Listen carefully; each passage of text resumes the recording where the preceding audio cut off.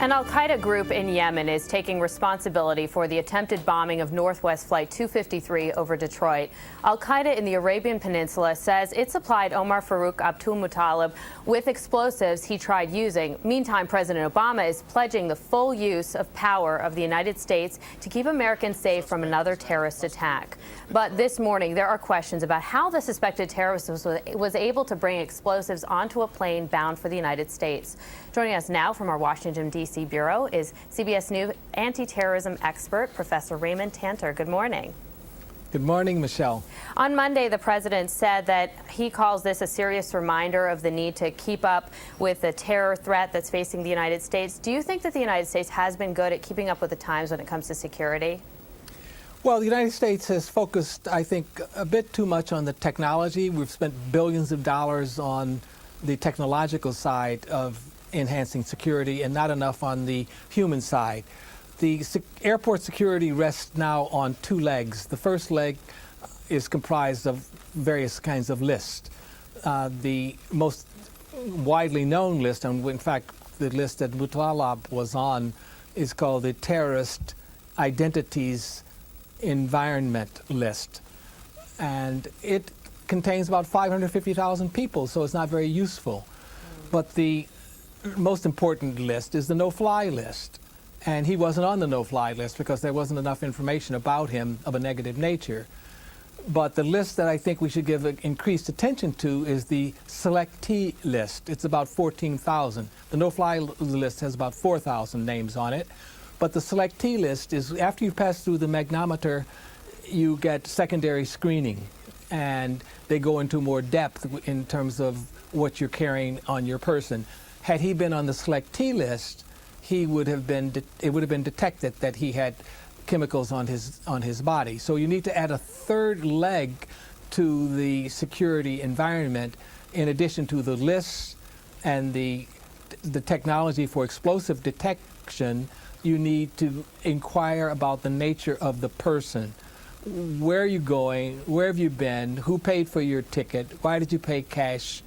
And those kinds of questions are the kinds of questions that the government of Israel uses in its examination of the security threats facing Israel. And I understand that his father had raised concerns over him.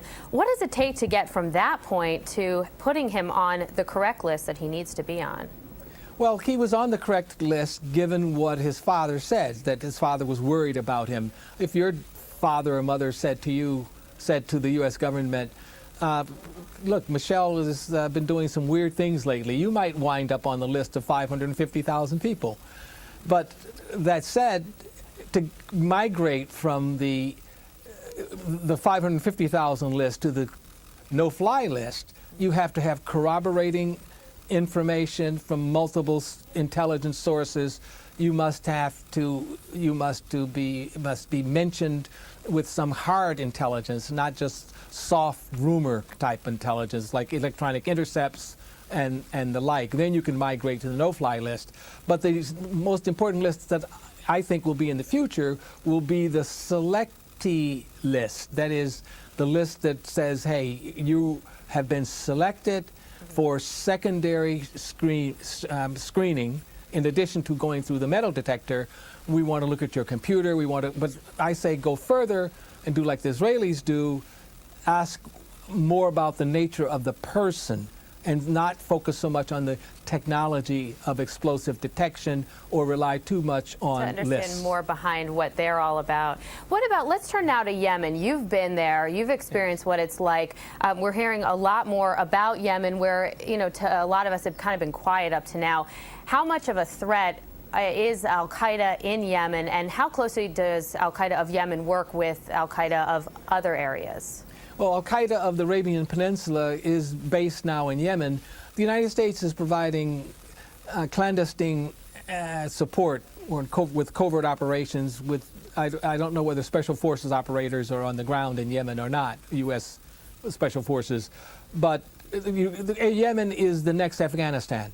The success of Afghanistan and driving the Taliban of Afghanistan into Pakistan, and then creating some kind of an accordion-like movement where the Pakistani army squeezes the Taliban back into Afghanistan, fighting the United States forces, and eventually the Taliban disappears.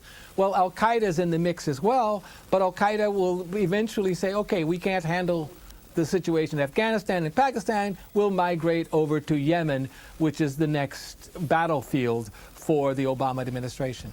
All right. Professor Raymond Tanter, thank you so much for the information and for joining us this morning. It's my pleasure.